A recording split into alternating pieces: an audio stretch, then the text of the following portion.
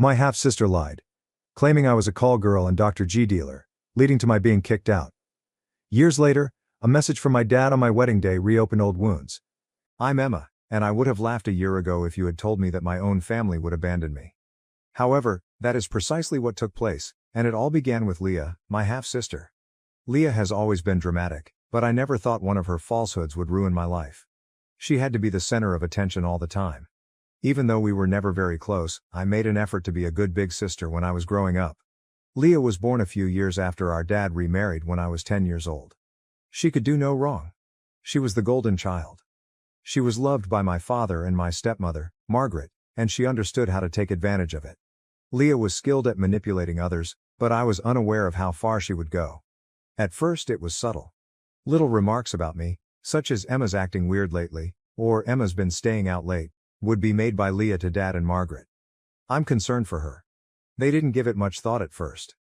At the age of 24, I was living alone and attempting to make sense of my post-college life.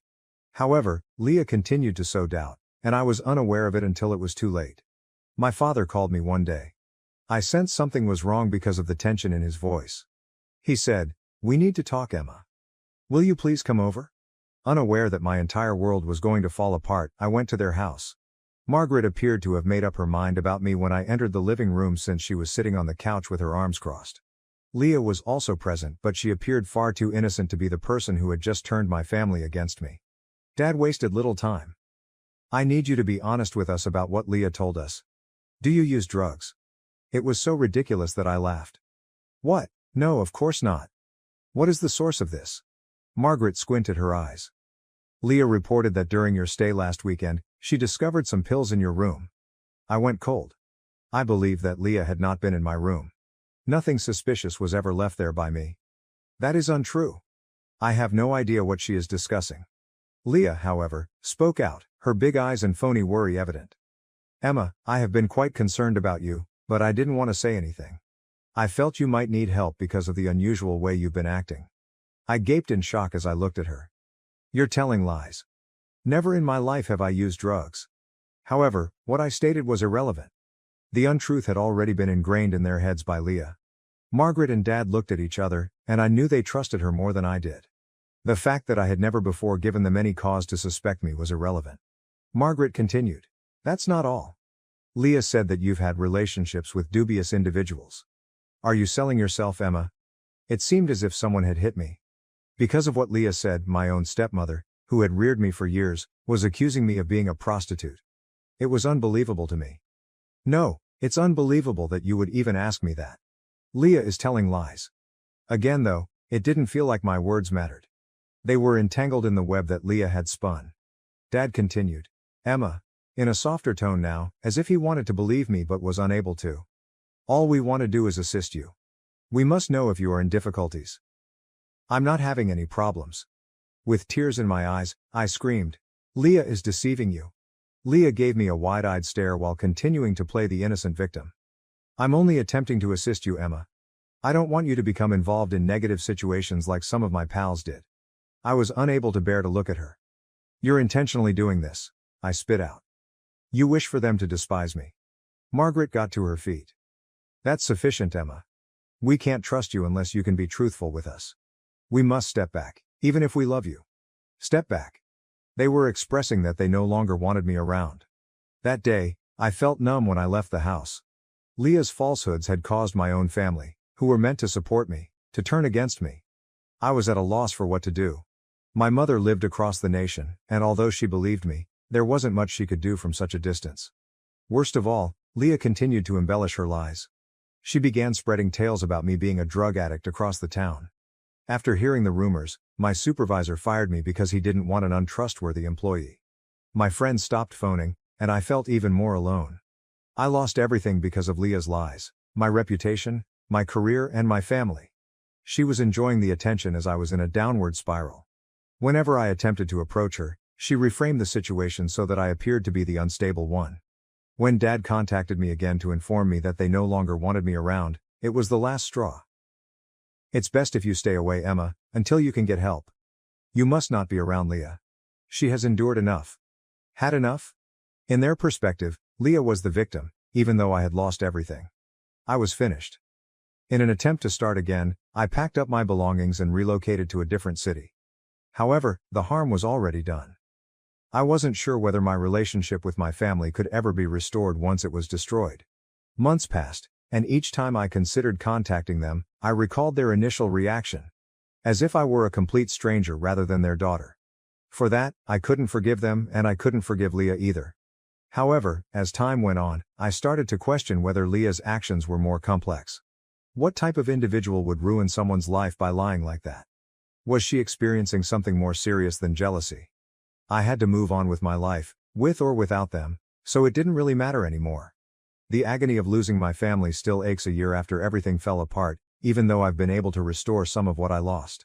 I'm not sure if they'll ever expose Leah's deceit or if I'll ever be able to trust them again. One thing is certain though, they will have to confront the reality of Leah's true nature if they ever hope to have me back in their life. Holding my breath is not an option. It only grew worse after the altercation with my family.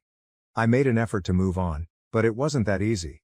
The wound from the betrayal festered and got deeper every day. My life was tainted by Leah's falsehoods, and I was unable to avoid the repercussions. Not only did I lose my friends and work, but I also lost my identity. The final betrayal occurred when my father kicked me out of the house, challenging everything I believed to be true about myself. I can still clearly remember the day it happened. Desperate to convince my father of the truth, I had returned to his home. Perhaps if I calmly and directly explained everything to him, he would comprehend. I wanted to think that the father who reared me was still inside of him, the father who taught me how to ride a bike, who used to support me at soccer matches, and who always emphasized the importance of family comes first. I wanted my father to be like that again. However, I could feel the tension in the air as soon as I went through the door. Margaret was sitting with her arms folded in the kitchen, looking at me as if I were a nasty object that needed to be removed. Naturally, Leah was not present, but I knew she was there, most likely listening in the background while she waited for everything to fall apart the way she always desired. With a harsh expression on his face, my father stood at the kitchen counter as though he had already decided before I had a chance to say anything. I said, attempting to speak steadily, "Dad, we need to talk. You must hear my side of the story." The hush that followed his delayed response was oppressive. My heart was thumping louder in my throat with every second that went by. He sighed at last. "Emma, I'm not sure if I have anything more to say. You've been granted time. We have attempted to assist. You haven't assisted me at all." With a trembling voice, I shot back. "All you've heard is Leah. I can verify that everything she has told you is false. Just listen to me, please." I could feel Margaret's judgment stabbing me as she shook her head. "We've heard enough, Emma. Leah has just been worried for you and you haven't done anything to disprove her." I became so frustrated that I was unable to contain it any longer. "Leah is lying out of jealousy. This is how she receives the attention she has always desired. Do you not see? She's playing tricks on you." However, my words were ignored. My father's face remained unchanged. He wasn't even taking into account my version of events. "This isn't good for you or Leah," he stated in a quiet but forceful voice. "Emma, I believe it would be best if you stopped visiting, at least until you received assistance." "Ask for assistance." Incredulous, I repeated. "You believe that I am the one in need of assistance? Nothing has gone wrong on my end. You're tossing me out because of Leah's falsehoods, even though I'm not selling myself or using drugs." My dad's eyes become stony. "This hostility in the house is unacceptable. I apologize, but you must go." Margaret's lips formed a narrow line as she nodded in agreement. "It's best that way." Stunned, I stood there. It was this. I was their own kid, and they were choose Leah's lies above me. I had the impression that everything I had ever done for them, every loving moment, every memory we had together, was being instantly obliterated. I gave my father one last glance in the hopes that he might change his mind or show some glimmer of hesitation. However, nothing was present. I couldn't find him. Without saying another word, I turned and walked out, slamming the door behind me with tears in my eyes. A final brutal punctuation to the life I had known, the sound reverberated in my mind. The initial months following expulsion were a haze of hopelessness. While I was trying to put my life back together, I moved in with a friend named Jessica, who graciously allowed me to rest on her couch. But despite my best efforts to divert my attention, I was unable to get rid of the sense of abandonment. My chest ached every time I saw a family in the park or heard someone talk about their parents. Leah's actions of turning everyone I cared about against me were on my mind constantly. Jessica made an effort to be encouraging, but it was clear that she didn't completely get what I was going through. One evening, as we sat on her small balcony, she said, "Perhaps you should just get in touch with them again. By now they might have calmed down. You could." "No," I cut in, my tone acrid. "I'm not wanted by them." They were quite explicit about that. She gave me a pitying glance, but I could see the uncertainty in her eyes.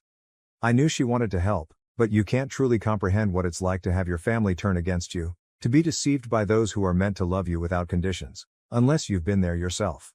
It wasn't easy, but I tried to reconstruct my life over the next 5 years. Even in the new city, the rumors that Leah disseminated had followed me. There were whispers about me. I applied for employment, but every time I was turned down, it felt like another nail in the coffin of who I was before. People's perceptions of me changed. They thought I was broken and unreliable. Then, almost 2 years after my expulsion, an unforeseen circumstance occurred. I was working at a little cafe on a Saturday afternoon. Even though it wasn't my ideal career, working as a barista was a reliable job that helped me pay my bills. A man entered when I was cleaning the counter.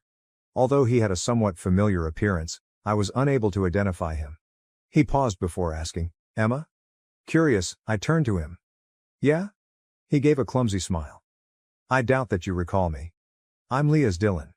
When Leah's name was spoken, my stomach fell. Dylan. God, I now recalled him. When we were younger, he had dated Leah for a couple of years. Around the time Leah began spreading those stories about me, they broke up. Why on earth was he in this place? All I wanted to do was turn and leave, but I mustered a kind grin. "Oh, Dylan, I see. What's going on?" He raked a hand through his hair and shifted uneasily. "I realize this may seem strange, but I've been intending to speak with you for some time. After everything that has transpired, I simply need to clear my conscience, even if I wasn't sure if I should." I arched an eyebrow. "Clear your conscience?" He seemed truly sorry as he sighed. "It has to do with Leah and what she said about you.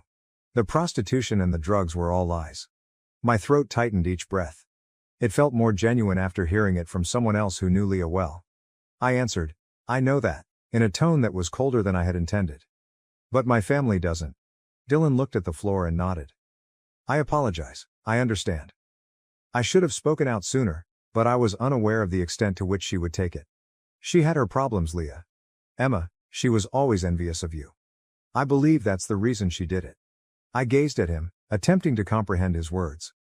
"Jealous of what?" "You," stated Dylan plainly. "You had your own life, were older, and were more self-reliant. Even if you were unaware of it, Leah always felt as though she was living in your shadow. She wanted attention, and when she saw that making you appear terrible would get it, she went for it. She told me about it after our breakup, although I was unaware of its full scope at the time. Despite her shame, she was unsure of how to stop. My mind was racing. Had Leah acknowledged it? Had she really admitted to fabricating it all? And Dylan had been aware all along. Why didn't you tell me sooner? Anger rising within me, I demanded. This could have been avoided by you. Years ago my family could have learned the truth. Dylan repeated. I'm sorry, in a low voice. I had no idea how. Leah has a way of making people question themselves, and I didn't think they would trust me. She also played with my head. Barely believing what I was hearing, I shook my head. Was jealousy the ultimate cause of all the suffering and heartache Leah had caused? That's why I was expelled by my father. That's why I lost everything in my life, my career, my family. Dylan waited for me to say something. But I was at a loss for words. I was no longer even able to look at him. I was only angry. I murmured, you should go, and turned my back on him. He repeated, Emma, I'm really sorry, one final time before slipping out of the cafe. I tried to stabilize myself as the weight of everything fell on me while I stood there clutching the counter. My life had been ruined by Leah's falsehoods, and it was all because she was envious. Finally, years later, I knew the truth. Now though, what good was it? I kept thinking about approaching Leah after that day. My anger was unlike anything I had ever felt before. It engulfed me, recreating every moment of betrayal and keeping me up at night. I was looking for answers. I wanted her to confess what she had done to everyone, including our father and me. Dylan had told me about Leah's deception years ago. I initially believed that learning the truth would bring some sort of closure, but it just served to reignite old hurts. I didn't need their apologies, especially not just now, because I had constructed my life without my family's love and support. For the first time in a long time, I was in a good place. More importantly, I had found someone who embraced me for who I was, without the baggage of my history, and I had a new career that I loved. Marketing for a nonprofit. 2 years ago, Noah and I met through common acquaintances, and things felt natural as soon as we spoke. He saw me, Emma, as the person I had become in spite of everything, without interfering in my family life or criticizing me for the strained ties. I thought my life was finally coming together again when Noah proposed. We were preparing a modest, low-key wedding. I didn't require a lavish party. It was important that we begin our new life together and create a family free from deceit and treachery. Life wasn't that easy, of course. It had been years since I had spoken to Margaret or my father. I severed all connections after they expelled me. I blocked them on social media, switched cities, and updated my phone number. Occasionally, I would learn through rumors that they wanted to know how I was doing, but I never answered. I remained silent even after Dylan came clean. How would I respond? That they blindly trusted Leah and believed a lie about me, their own daughter, and that I had to suffer as a result. For that I couldn't forgive them. Then, around 6 months into the planning of our wedding, I received an unexpected email. My father gave it to me. I opened the screen after staring at it for a very long time. As I read his words, my pulse raced in my chest. Since you departed, Emma, you have been on my mind every single day. I can't express how sorry I am for all that has transpired, and I know we made a grave error by choosing to believe Leah over you. Margaret and I want to put things right because we miss you more than words can express. I've heard that you're getting married via a pal. As I've always dreamed, I would adore being there to accompany you down the aisle. Give me an opportunity to express my regret, Emma. With trembling hands I set down my phone. Did he wish to apologize? After all these years. He wanted to make amends after what they had done to me. I couldn't stop thinking about it for days. Noah asked me what was going on after noticing that I was preoccupied, but I was at a loss for words. I hadn't told him anything that had transpired with my family. Although he was aware of their absence from my life, he was unaware of the depth of the betrayal. It felt almost like an other lifetime since I had buried it so deeply. I finally sat Noah down one evening and told him everything, including about Leah, my father, and Margaret, and how they had abandoned me when I most needed them. I informed him about Dylan's confession and how I still couldn't forgive them despite knowing the truth. With a contemplative expression on his face, Noah listened patiently without pressuring me to make a choice. There is nothing you owe them, he added quietly. You are free to choose not to have them at the wedding. Emma, this is your day. Our future is at stake, not the past. I was reassured by his remarks, but they didn't help me decide. Even though I knew my family would never be the same, I still felt a part of me missed them. I wanted my father to be present on one of the most significant days of my life, to escort me down the aisle. However, could I truly pardon them for their actions? I finally responded to my father's email 1 week later. I told him that although I was grateful for the apology, I wasn't prepared to move on. The devastation was too great. However, I was willing to allow him to attend the wedding if he realized that our relationship would never be the same. Margaret and Leah weren't invited. There was no negotiating that. My phone rang 2 days after I sent that email. Even though I didn't recognize the number, I felt compelled to take it up. My father's voice was tremulous and emotional as he said, Emma. At first I remained silent. I waited for him to say something, just listening. At last, he said, I received your email. I'm thrilled that you'll allow me to attend the wedding, but I must beg. Will you not extend an invitation to Leah? My stomach turned over. I could see where this was headed. No, father, Leah is not invited? You understand why. The person on the other end of the line paused for a while. His breathing was audible as he deliberated over his next sentence. She's your sister, Emma. She is still family. Even though I know what she did was horrible. Since then, she has matured significantly. She wants to make amends and is remorseful for what she done. I could sense my old wrath building. Leah ruined my life, Dad. You and Margaret blindly believed her lies, and I lost everything as a result. She cannot simply attend my wedding and act as like nothing is wrong. I get that, he responded in a beseeching tone. However, this is an opportunity for us to reunite and begin our family's healing process. If Leah isn't at your wedding, I can't attend. It wouldn't be appropriate. I went cold, a command. On my wedding day, he was threatening to not attend unless I included the guy who destroyed my life. Are you serious at this moment? My voice was thick with incredulity as I asked. Emma, I'm not kidding. I can't abandon Leah, even though I want to be there for you because I love you. She is also my daughter. I had the feeling that I would get sick. Are you really going to pick her over me once more? My voice quivered with anger as I asked. You're still supporting her in spite of everything that's happened? It's not about sides, he shouted frantically. It has to do with family. We must unite. No, I responded in a hard, icy tone. We wanted you to be there for me when I needed you. You didn't. And now you're attempting to spoil my happiness once more. Please don't do this, Emma, he pleaded. This can be fixed. No, we can't, Dad. My hand trembled as I hung up. My eyes were watering, but I fought the need to cry. I refused to let him, Leah, or anybody else ruin this day. To get here, I had had to fight too hard. It was bittersweet in the months before the wedding. On the one hand, I was getting married to my soulmate. My father, on the other hand, would not be present. Even though I stuck by my decision, it still stung. I secretly hoped that he would pick me, that he would see how much suffering he had caused by supporting Leah all those years ago. However, he didn't. He was unable to.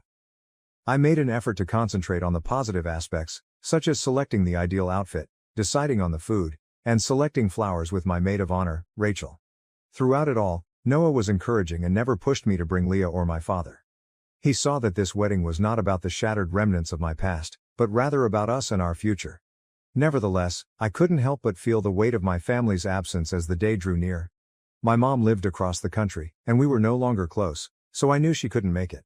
Although I didn't hold it against her, her attempt to maintain her objectivity during the whole situation with Leah caused a gulf between us that we were never able to fully close. Rachel threw me a tiny bachelorette party the night before the wedding. Just some nice laughter, lots of wine, and a few close friends. I was able to put everything else aside and simply have fun for a few hours. However, once the party ended and my friends departed, I was left sitting by myself in my apartment, gazing at my own wedding invitation. Even though I knew my father wouldn't show up, I had mailed him one. A part of me wanted to tear it up, to completely remove him from my life. However, another part of me, possibly the one that still missed the family I lost, was unable to do it. When the wedding day finally came, it was just as I had imagined. As Noah and I stood at the altar with our selected family and friends, the sun shone and the air was warm, and I felt at ease. My decision had been the right one. My dad wasn't present. Leah wasn't either. And I wasn't burdened by their absence for the first time. They weren't necessary for me to prove that I was happy and that I had moved on. It was sufficient that I had discovered my own happiness and my own family. I experienced a sense of closure as Noah and I exchanged vows, not the type that comes from reconciliation or forgiveness, but rather from making your own decisions and accepting that some scars cannot be healed. I felt liberated as we danced beneath the stars following the wedding.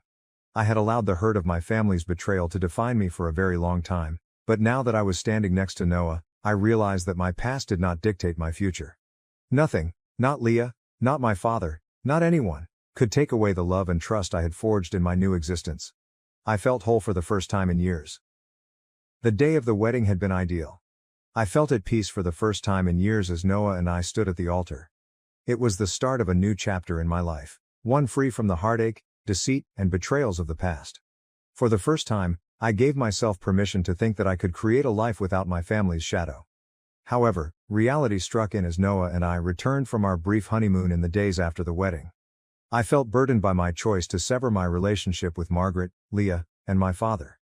They hadn't offered an apology or a last-minute request for pardon. By refusing to invite Leah and refusing to back down when my father gave me his ultimatum, I had made it plain that I was done. However, after you make those choices, the world doesn't end. Individuals change, and occasionally they spiral. 2 months or so after the wedding, I received a call from an unfamiliar number. My blood raced cold when I heard the message after I had left it on voicemail. This is Margaret, Emma, please give me a call back. It's Leah. She's in the medical facility. She attempted self-harm. Emma, please, we need you. I went cold. Leah had attempted suicide. I felt sick to my stomach for a moment. The sister that had destroyed my life, lied about me, and split up my family, Leah, was in the hospital after attempting suicide. I suppressed the guilt that washed over me. I was not at blame for this. I wasn't accountable for Leah's decisions. She had made them on her own. Nevertheless, it troubled me that Margaret had contacted me and begged me to come. In an attempt to determine Margaret's tone, I listened to the voicemail once more. Was it a desperate move? Fear? Feeling guilty? I had no idea. She was urging me to return to the mess I had worked so hard to escape, even though I hadn't spoken to her since I had gone. At last, I plucked up the confidence to tell Noah as he was in the kitchen preparing dinner. I said as neutrally as possible, "I got a voicemail from Margaret. Leah is in the medical facility. She attempted self-harm." His forehead was wrinkled with worry as he looked up from the stove. "What was it she said? Is Leah all right?" I acknowledged. They didn't give much detail. Margaret immediately asked me to come to the hospital after saying she was there. She sounded frantic. After wiping his hands on a towel, Noah approached me and put a reassuring hand on my shoulder. "How are you going to proceed?" "Uncertain," I shrugged. "I'm not sure. After years of attempting to escape them all and the harm they inflicted, I feel as though I'm being pulled back into it. I'm not sure if I can make it." Noah spoke in a soft yet forceful tone. "You owe them nothing, Emma. Your family made their decisions and Leah made hers. You are not accountable for her or her fate." Even though his statements confirmed what I was thinking, it didn't help me decide. There was a part of me that felt obligated, the part that still remembered Leah as the young child I had once attempted to be a big sister to. However, my logical side, which had established a life free of their poison, understood I couldn't turn back. I stayed up that night reliving the things that had brought us all to this point. The years of manipulation, the lies told by Leah, and the numerous times my father had picked her over me. With Leah in such a vulnerable state, was it really possible for me to return to their life at this point? What would that achieve? I considered the potential consequences of actually visiting the hospital. How would I respond? Would they want me to overlook Leah's suffering because she was in a horrible position and forgive her? What if I wasn't able to forgive her? What would happen if I went and it made things worse? I decided what I would do the following morning. I had no intention of going. I could tell Noah was worried, but he was on my side. "Are you certain?" he inquired. "I don't want you to come to regret this." I tried to persuade myself as much as he did, saying, "I'm sure. Leah got here because of her decisions. I've wasted too much time attempting to make things right that weren't my responsibility. I refuse to be coerced into returning by their guilt." I didn't call Margaret back as a result. I chose not to visit the hospital. I stayed away because I preferred the tranquility I had battled so hard to the mayhem my family constantly brought. I got another message a few weeks later, this time from my dad. His voice was something I had not heard since the wedding ultimatum. "It's Dad, Emma. I can see why you might be upset, but Leah is now in treatment and I believe it would be very meaningful for her if you came to see her. She is receiving assistance. She is attempting to atone for her actions and has acknowledged what she done. I realize this is a lot to ask, but perhaps it's time for the family to begin mending. Please give it some thought." I didn't respond, so I erased the mail. Leah was in treatment. My father said she was seeking assistance and confessing to all she did. However, I was wise enough to avoid becoming entangled in that web again. Even if Leah was making amends now, it didn't negate what she had done to me. She had been manipulating others for years. The years of harm and the reality that my family had deserted me when I most needed them were not undone by it. I got additional messages in the weeks that followed. Margaret called multiple times and left heartfelt, lengthy voicemails expressing their desire to reunite as a family and how Leah was getting better. To give Leah a chance, my father texted me to come see her in the rehab center, but I consistently ignored him. I had already decided. About 6 months after Leah's suicide attempt, I happened to run into Dylan one afternoon. It came as a complete surprise. On a bright Saturday, Noah and I were having lunch when I noticed him across the street. At the same moment he noticed me and he approached before I could dodge him. "Emma," he murmured with a startled tone. "I was surprised to see you here." A rush of unease washed over me as I attempted a grin. Since Dylan told me about Leah's falsehoods years ago, I hadn't seen him. It felt weird to see him now, after everything.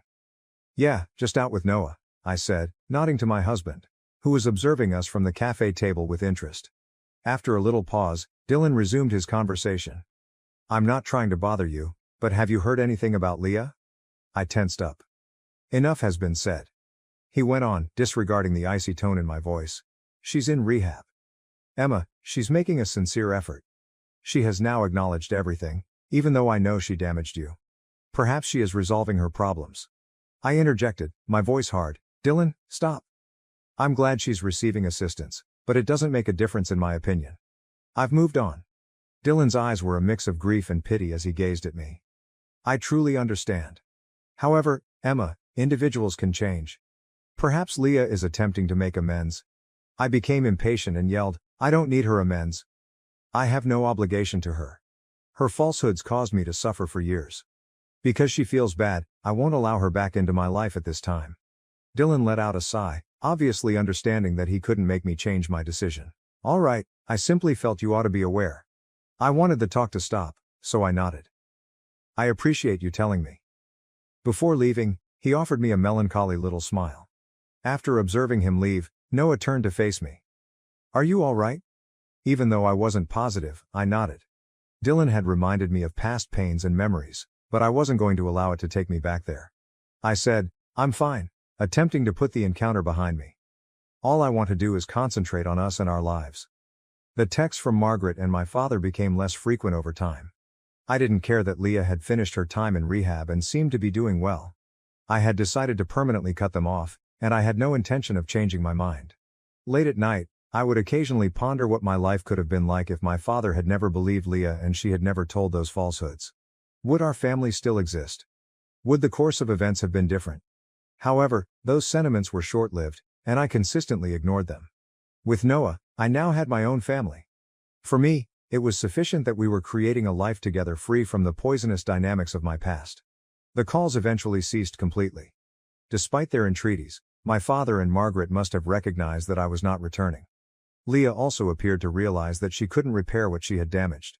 So I put the past behind me, where it belonged, and moved on.